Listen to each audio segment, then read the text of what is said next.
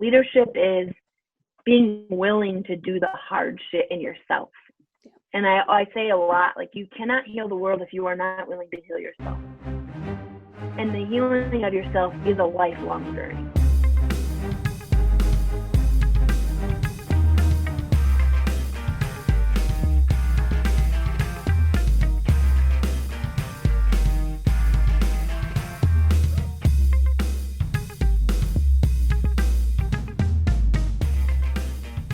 Hello, everyone.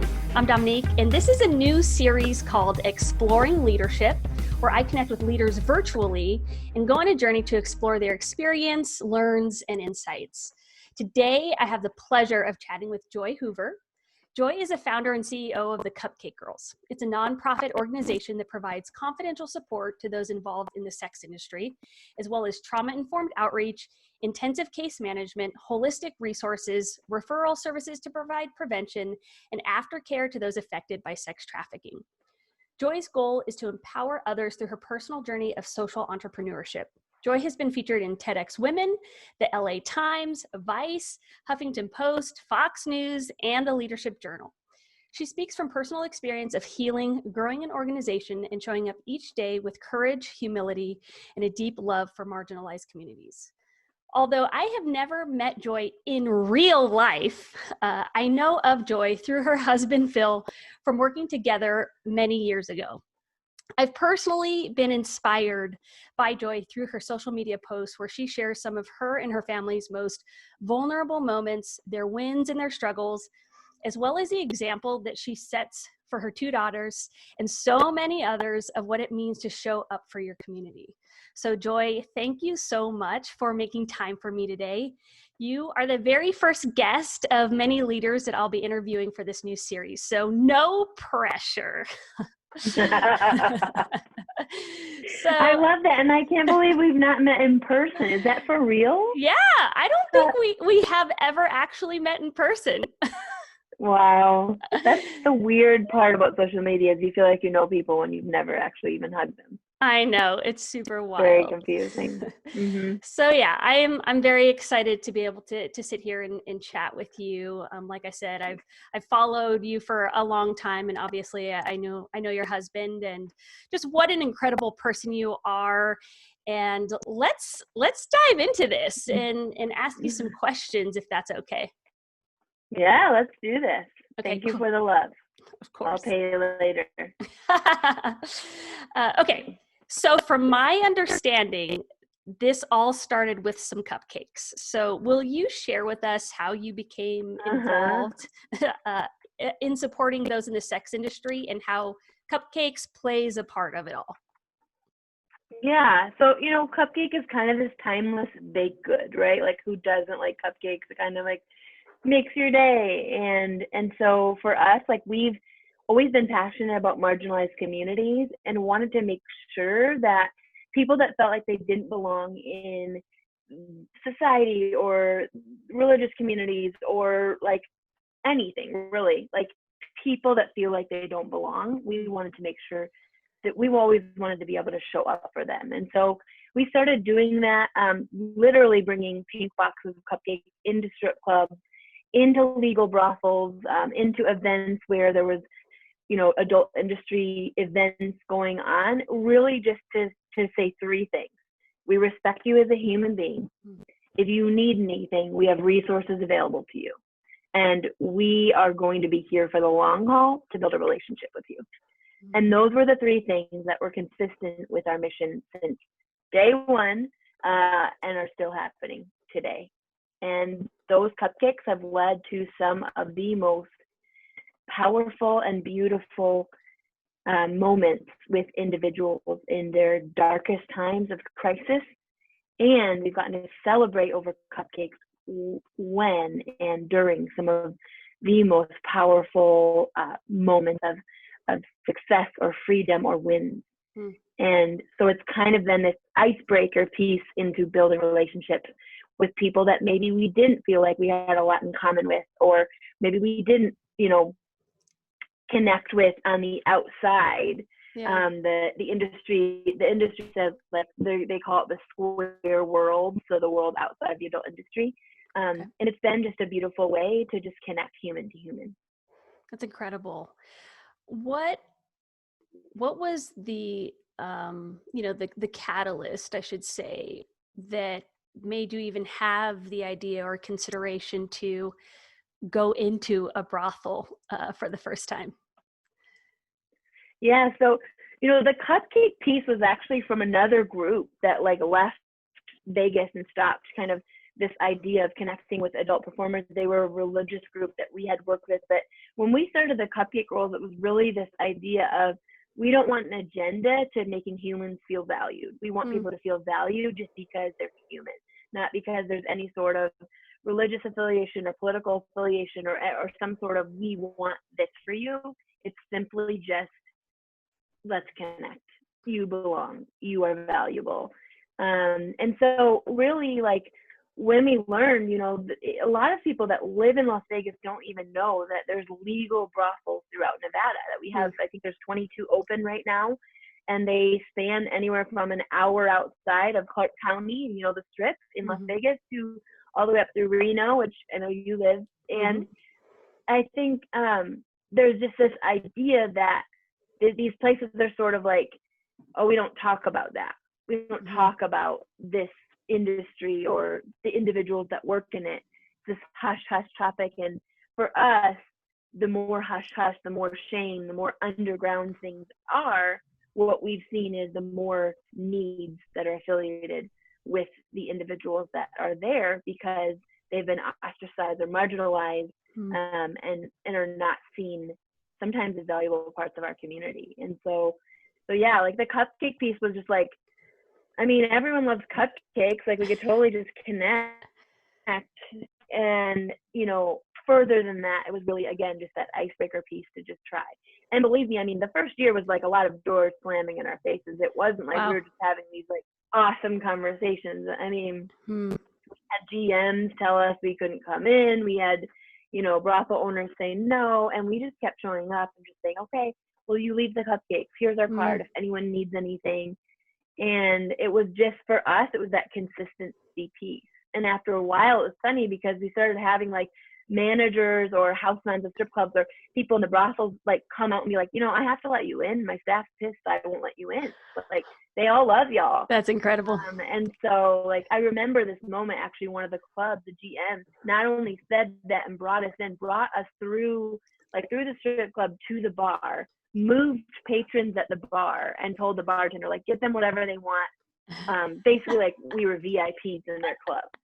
And it was like after, I mean, like months and months and months of us being like doors slammed in our face, not being let in, but we were just like, we're just here. We're just here to show up and show that like we care and we want everyone to have access to resources and support. Yeah, that's great. So did you ever think that this would evolve into what it has, the organization and what you're able to provide? Yeah, I mean, I think I'm a big, big dreamer. We were just talking about Enneagram. I'm an Enneagram 3, which is achiever. I always have a new idea or a new concept or a new, I joke that even when I'm sleeping, I'm dreaming about the next thing I can do. And so my husband would definitely second that. I've woken him up in the middle of the night a lot of times. But I think for me, because this came from just, it didn't come from us wanting to start a nonprofit. It came from us wanting to make sure that people were taken care of and that there was agenda-less services for individuals. And so because of that, and because I know that this industry is enormous and there's a lot of people in this that don't feel like they have access to support or resources, I started dreaming big early on. I mean, in 2011, I have like a goal sheet that I would tell people. And one of them was to have a holistic resource center with all of our services combined. So yeah, I think I've always dreamed big. I think sometimes I didn't realize how, when the dreams start to actualize, what that would look like for me. And I'm starting to realize that and be like, oh shit, like, am I capable of all of this? But yeah, I'm a dreamer for sure. I love that. Well, you're in good company. I'm a fellow dreamer as well. So what was the moment, is there one that you can recall where you're like, oh yeah, this is happening, right? Like this is a thing, it's happening, to your point of your goal sheet that you had, where like, okay, it's coming together. Was there a specific moment that really you felt was a catalyst for that? I mean, I feel like there's been so many. It's Sure. kind of like, I mean, anyone who's been in Cupcake Girls for a while, and I have team members that have been here 8 years. I mean, it's kind of like they joke and it's like the cupcake way. I mean, I Okay. have like strong Enneagram ones who like to plan out their life, who are like, I don't know what it is. It's just about this Cupcake Girls thing and with Joy, and like, I know it doesn't seem like it's gonna happen, but it just does. And like, so I think like I feel like those moments happen all the time. Yeah. I started a second branch of the Cupcake Girls when the Cupcake Girls itself in Vegas was only 10 months old. Wow. And I had just graduated from hair school, and I was like, why not? Like, someone was like, we want this in our city, and no, we're serious. I was like, shoot me an email, and they did. And two weeks later, I flew to Portland and Wow. worked with a client to actually open a second branch. So again, I think because I'm not super detail oriented, I don't see how to get there. I just dream big, and then like, I always say it's like a Google search and a hustle and a prayer to get there. I feel like those things are always. But I mean, you take this project, which Local for All, this holistic resource center and social enterprise that we're building, and some days I still am like, is this even really going to happen? And then I go meet with our architects and our builders and hear the next level of plans and get the permits, and I'm like, oh, okay, yeah, this is happening. All right. It's awesome. You're just seeing it through. It's incredible. Mm-hmm. So I heard you say something more recently when I was watching a video as part of your fundraiser, which we'll get back to later. You said scare-sighted, and I want to hear what that means Uh-huh. and how that came up.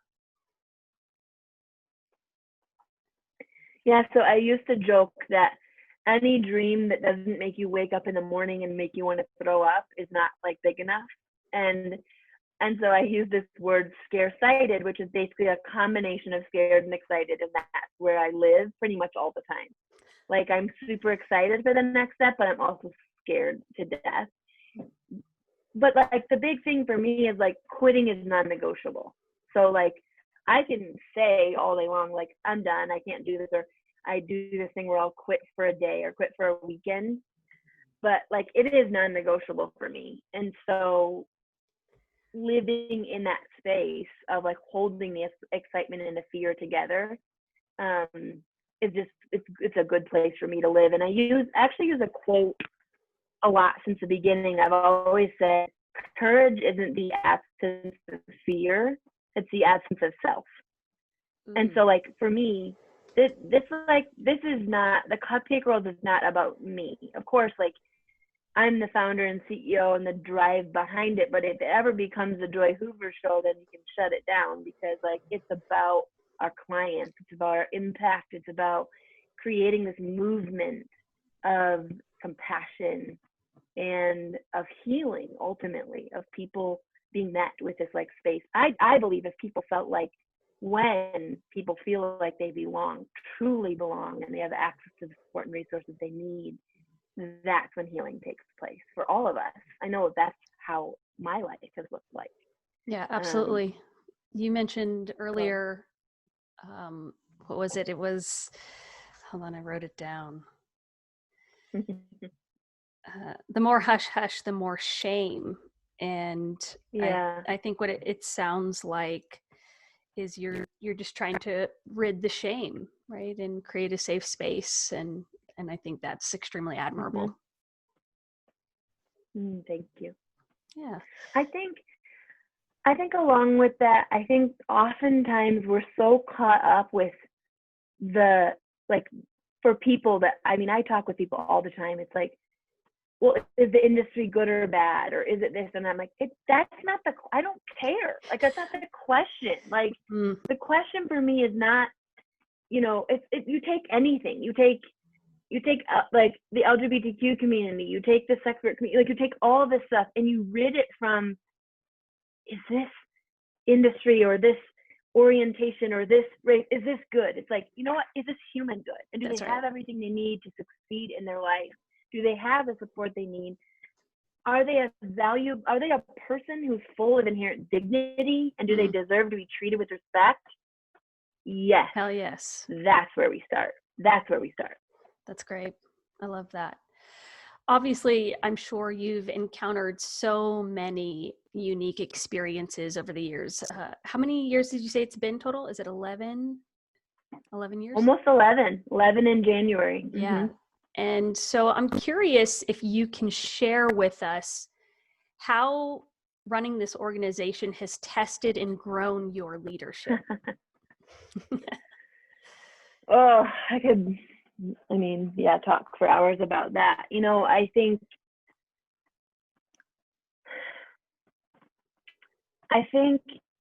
a lot of people want to lead, but leadership is leading by example. Leadership is being willing to do the hard shit in yourself.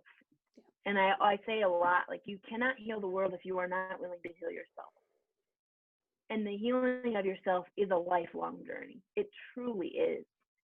And so I think for me, I would probably say, like, I didn't realize all the healing in myself I would have to do to continue elevating us at the Cupcake Girls, and how much I'm still doing. I mean, I am still having really hard conversations with my staff or a donor or of people that challenge me, and I'm like, I'm done. Like, God, this is hard, you know? And at the end of the day, what it takes is honest humility with myself of, like, could I have done that better? Like, Totally. was I the best version of myself? And if you're not willing to do that, you will not grow to the level that you could. I know that. And I think, I actually told my staff last week, I think I said, if there's anything, I've been married 15 years to my husband, and it's the thing in my life I'm most proud of, because, I was literally 17 years old when we started dating, my husband and I, and we have grown, oh my gosh, I mean, I'm 34. Like, I hope I've grown more than you can imagine. But I told my staff, I said, the thing that I think continues to grow us is that we have hard conversations, and that we come to those conversations courageously, but with humility, to be able to say what we need to say as adults, talk it out, fight it out, even apologize, and then to walk away with this innovation of how we can do it better when we both feel heard and aligned and all of that.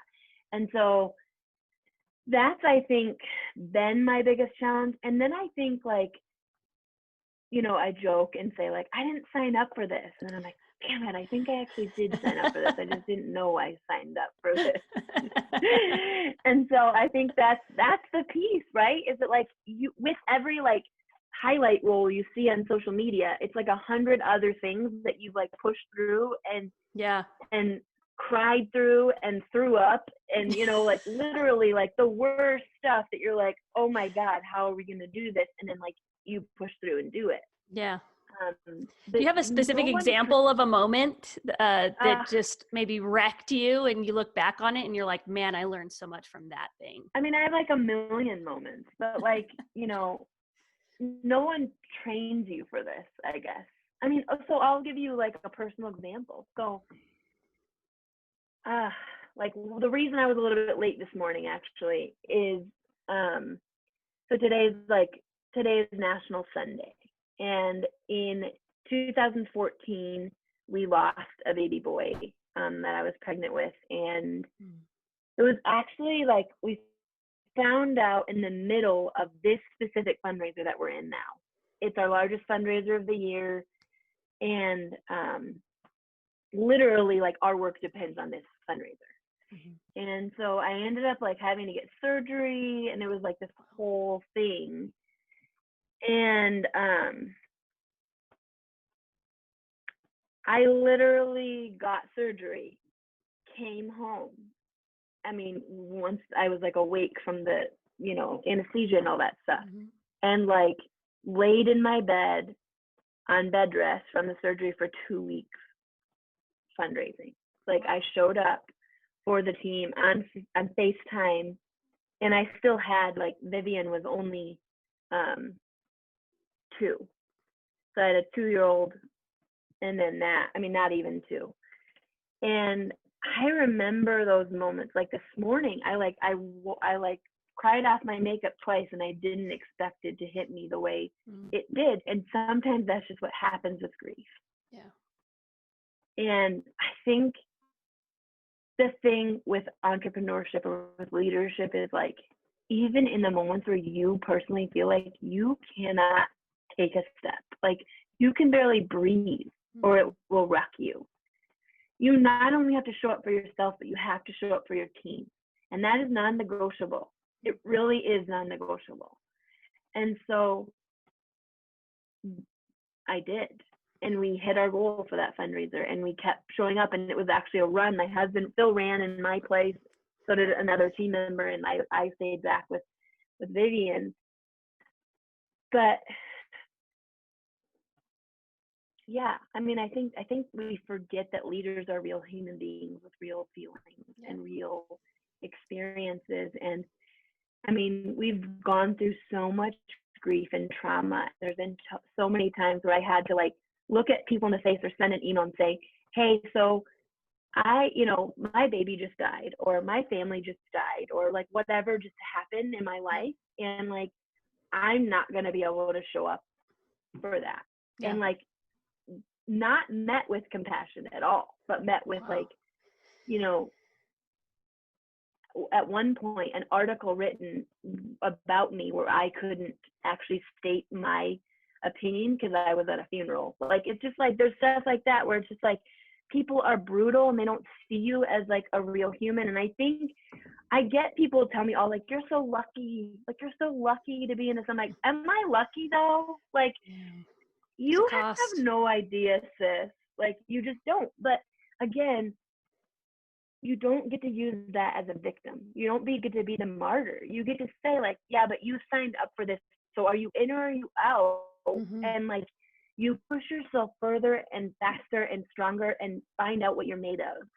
And then you get to realize, like, no, I can do that. I did that. Now I can do this thing, right? Yeah. But no book can teach you that. No podcast can help you learn it. Like, you learn it while you're in it, and you learn what your endurance looks like and your bravery looks like. And, you think there's things you're not going to be able to live through, and you do. And then when your why is big enough, you keep showing up. Yeah, I love that. I absolutely agree. And I think it's important even to say, like, check in with the strong ones every once in a while. I think those who are high achievers, they sacrifice so much, right? They're always there for others, right? To your example, that you still did the fundraiser, right? Well, you're literally bedridden. And I think there are so many times that the strong ones, they can be forgotten about, right? And again, to your point, not to play victim by any means, but I think it's still important for us to make sure that we're checking in with them as well. They are human, to your point. For sure. Yeah. So who or what has been most important to your growth as a leader along your journey? Well, I would definitely say my husband, for sure, which sounds cliche or whatever, but I mean, anyone who knows him knows he's just like this big, strong, like peaceful human who's like has the best heart. And I mean, it's so funny because he always tells me, he's like, but no one knows you the way I do. Like, he knows me and every piece of me. He's the one that sees me sobbing in bed, that sees me, pushing through when I barely can. And he's always the one to like believe in me, even in those moments. But also call me out. Like, he's like, babe, no, like, you can't say that. Like, you can't say that. I'm like, too bad. you know? Like, I feel like his safety and strength is always what I know get to go home to. Mm. And also like his wisdom and his compassion for others continues to like help me grow and help me be the best version of myself. And so, yeah, I mean, I would definitely not be who I am. The Cupcake Girls would not be who we are without him, for sure. It's awesome. It's so important to have that, you know, a pillar in your Mm-hmm. life who Yep. you can, like you said, you can go home to that knowing that you're going to find your energy again, Mm-hmm. right? And you have a safe place. Mm-hmm. So For sure. let's switch gears a little bit to our current reality. So it's 2020, right? This has been a very interesting year in Yeah. so many ways. And I won't open up too many cans, but I am curious to hear from you on what has been your biggest leadership lesson. You know, I had this question originally written as uh, during the pandemic, but with 2020 being what it is, if there are other parts of 2020 that have impacted you in a greater way than the pandemic, then you can speak to that too. But curious to hear. Yeah. Well, I think I remember the day where I was going to close our office down for a little bit. Even though we are essential workers, I didn't know what I wanted to make sure our staff was as safe as we could, and so I basically was going to go into the office to close it down outside of crises situations. Hmm.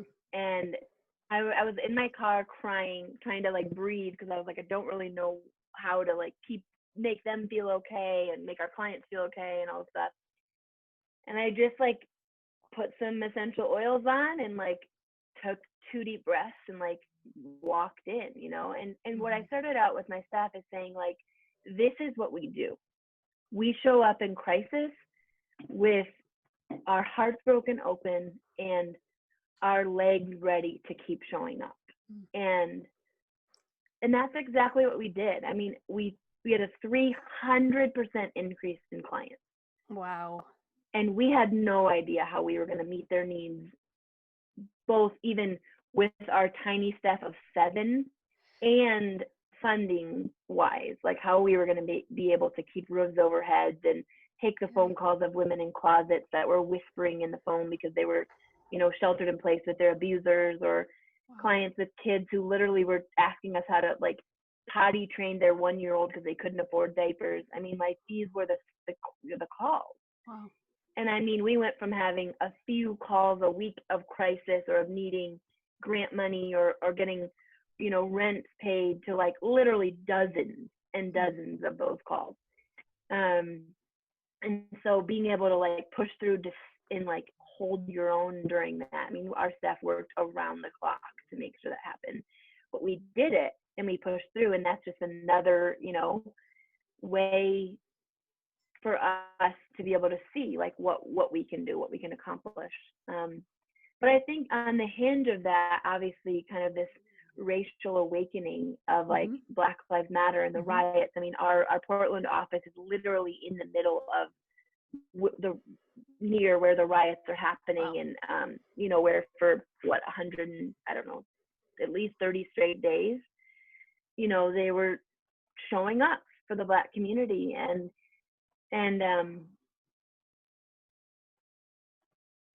I wish it didn't take that for me to like feel fully awakened. I feel like, we've shown up for the Black community, and I felt like this, like I thought I was this equitable person and leader that made safe spaces for my Black volunteers and team members and clients. And I'm so pissed that like it took that I was like, no, sis, like, no, you didn't, that wasn't enough. Like, and so I'm thankful for for more of the awakening and for the ability to like be able to show up better and stronger for our team and for the community. But I felt a lot of shame around like that I like so like my eyes were open to the adult community and to the stigma and the marginalization of the adult community and the LGBT community and our clients that, you know, live in these intersections, right? Yeah. But never fully let myself get there with the Black community or with like what had really happened for 300 years. And I hate that. But I guess I'm really thankful where we are today. I'm thankful that we've had those conversations. I'm thankful that we're creating these safe and inclusive, truly safe and inclusive spaces. And I'm willing to keep doing the work and unlearning and leading a team. I mean, I told one of my staff members like a week ago, I was like, this is not going to be a space where our white fragility takes over and we cry a lot because there's bad things happening to the Black community. Like, nope, fuck that. If that's what this is, then we can shut it down. Like, this is going to be a space where we ask hard questions and we take a hard look at our words and our actions, both now and previously, and we make changes that are long lasting to build safe spaces or brave spaces. Because let's be honest, none of us as white people really are ever going to be able to build the safest place for our team members. But we can build a brave enough space where they feel like they can come in and where they trust that maybe our reaction as a white person, that it won't jar them, but it will let them breathe for another minute because they can see that we care. And then they'll invite others in because they're like, oh, well, I can breathe a little safer here. Come on in. The air is a little bit lighter, right? Such and then work. they feel safe to speak up because that one breath, that one reaction was like enough. They're like, okay, I can be brave again. But we have a lot of work to do. We do. We do. I totally agree. But to your point, you know, I love that you're preparing your staff, right? You're being honest and transparent with them and saying what you aren't going to do, but what you are going to do. And I think that more conversations like that, they have to continue to happen, right? They don't just need to happen. And yes, this is a season where there is an awakening, but these conversations, they need to continue to happen in order for us to attempt to create that safe space that you're talking about. So it's such important work. I couldn't agree more with you. You mentioned something earlier about, you know, this season and an increase of 300%, right, of traffic or calls to your company, and what that looks like for everyone who is on your team trying to serve this community. And I know that you are currently in the midst of a fundraiser, and this is a great opportunity for people to learn how they can support that increase in traffic, right? That most of us probably didn't even consider the fact that we are in the midst of a pandemic, and many of us are home safe with our family and the people that care about us, but there are so many, and you know that your organization is in touch with, that aren't in that space, and they actually need help more than they ever have before. So can you tell us more about the fundraiser that's happening right now? Yeah, so we believe here at the Cupcake Girls that action over awareness is the key to change. And so we can hear about and know about issues that our communities are facing, but if we don't step up with our time and our hearts and our dollars, people are going to continue to literally die. They are going to suffer, and they are not going to live. And so we, you know, on that note of this year, for us, we built out a peer-to-peer fundraising campaign called Change Takes Action. And we've invited people all over the U.S. We have 260 people signed up. I don't even know how many states we have, where people are going to join us and say, okay, I'm going to build a fundraiser. I'm going to set a goal anywhere from $500 to, I think the highest one, $15,000. And I'm going to invite my community in to make an impact. I'm going to ask that my community shows up for others. And it's been really phenomenal to see the action that's being taken and the heart behind people using their own experiences as their own whys. Like we have, you know, I'm taking action because, right? And people get to use their why to connect with their community or their spheres of influences hearts, and together create this massive change. And we're going to raise at least $300,000 by October 16th. And we're going to do that with this collective movement of people that are willing to show up and do hard things. That's awesome. I know that, lose my voice here. I also have a link in my Instagram bio that will take you to a fundraising page. I've been posting all over my social media to help support this fundraiser. And so I know that I'm with you, and I'm asking people of my community to be with you in helping fund this organization. So you have the money, the resources, the tools that you need to help all of these individuals who are seeking that support. And then one last thing, where can people find out more about you, Joy, and also the Cupcake Girls? Yeah, so I'm super excited to have you on board, by the way, Dom. People can find the Cupcake Girls at thecupcakegirls.org. We've got also localforall.org, which we didn't talk a ton about, but you should totally go to it and watch the video or watch it on Dom's social media of what we're doing, what we're creating in Las Vegas. We've got Instagram and Twitter and Facebook at cupcakegirls.org, at Local for All. And I can be found at Joy Hoover. So yeah, I'd love to connect with you and be real about, like, life is, tough, but you are tougher. And together we can make true impact, but it starts with us. So if you don't want to hear any of that, don't follow me. But if you do, come on over. You want to be inspired, which you do, you're going to follow Joy for sure. Cool. Any last thoughts before we wrap it up, Joy? No, I mean, I think we have a chance, I don't know when this is airing, but it's almost October. We have one more quarter left of 2020. We have a chance to make 2020 our most impactful year.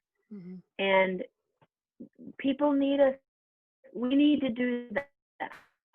There are people's lives at risk even more today than ever before.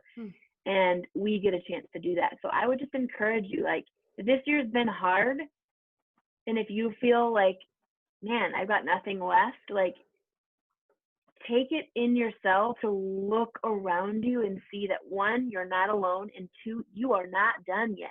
That's right. You are not done yet. 2020 is not over yet. So it's time to step up and realize that this can be a year of an awakening for you and for your community, and you can be part of it. Don't choose victim or martyr in this season. Choose bravery and choose to keep showing up. Agree. That's a great place to end. Towards your community. Absolutely. Thank you so much, Joy, again for your time. And we're going to keep fundraising and bring in more money for the Cupcake Girls. Let's do this. All right. Well, I'll talk to you soon. You take care. Okay. Take care. Bye-bye.